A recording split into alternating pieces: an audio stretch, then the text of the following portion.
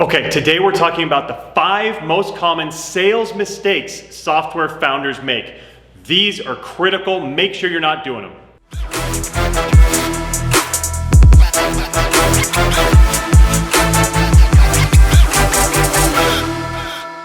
All right, let's talk about the worst mistakes a software founder can make. I see them all the time. I work with software founders routinely, helping them grow and scale. So when they come to me, I'm able to fix those problems and get them righted so that they can scale quickly. But I see a lot of mistakes. Here's number 1. They don't learn enough about their market. It is critical to understand your niche and your market. You've got to know what they like, what they don't like, what they're striving for, what they care about, what they're worried about. You've got to have an understanding of your market really, really well. More than just, hey, we talked to a couple people.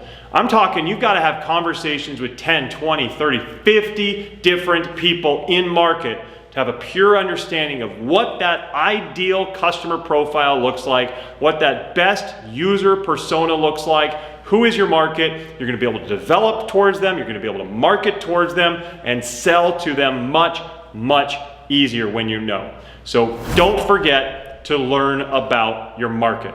That's number 1. Okay, the second mistake that software founders make is they don't implement the right sales process.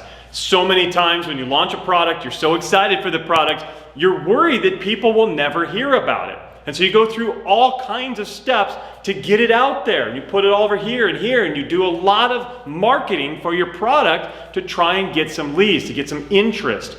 The problem is, once they come in, all those leads, now they need to be sold. And most software founders don't put nearly the same effort into their sales process development as they did in their marketing.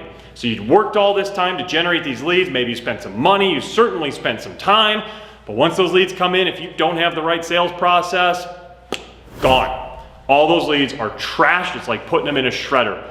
You've got to have the right sales process. You've got to be able to take those leads, convert them into demos, and crush that demo so much so you're closing deals routinely. Software founders who don't do this are seeing very poor results and are not scaling to where they need to be. Make sure you have the right sales process and it's working really well like a machine.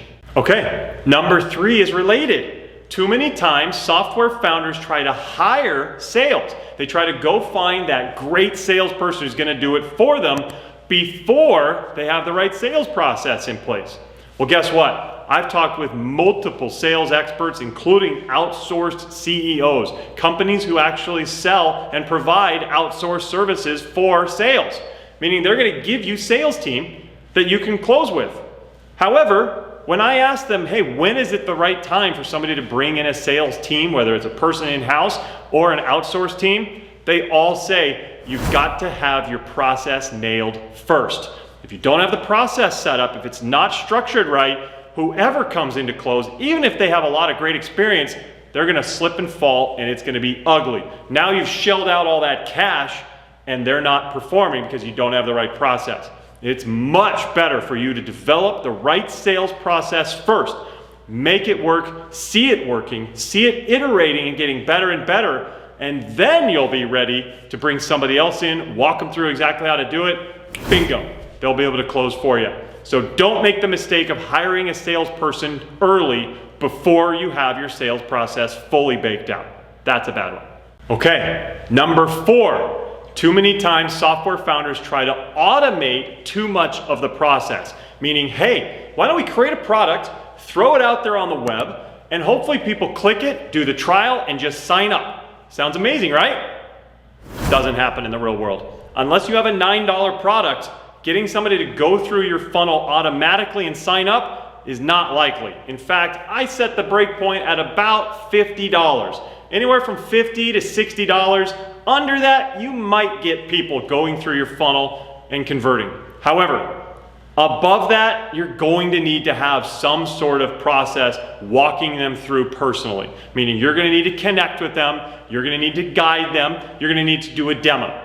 Too many times software founders try to automate at big levels. And I see people coming to me and say, hey, we're not closing anything. And I ask, what's your price point and what are you trying to do? They say, well, we're trying to automate and get them to go through the trial and close. Problem is, they're at a price point of $200, $250 a month, $300, $1,000 a month. Nobody is going to go through an automated funnel and just click things and buy $1,000 a month products. You've got to connect with them. If you're not, that is a big mistake.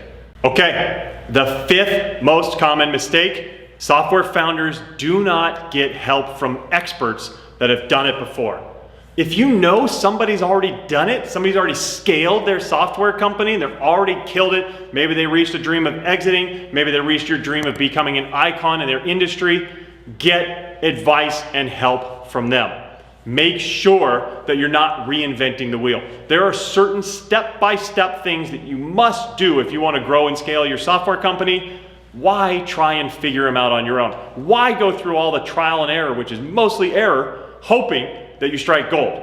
Might as well just ask somebody who gives you the step-by-step, gives you the playbook, you implement that, rock and roll from there. So much easier to do it that way. Don't make the mistake of trying to forge ahead yourself, figuring it all out on your own. Get help, scale quicker, rock your company. Okay, those are the 5 most common sales mistakes software founders make. If you liked this, do me a favor, hit that like button. That'll show me that this is content that you care about. And then comment down below. Let me know what you think. Is this helpful for you? If so, I'll keep creating more and more stuff to make your sales life much easier. Thank you for watching. See you next time.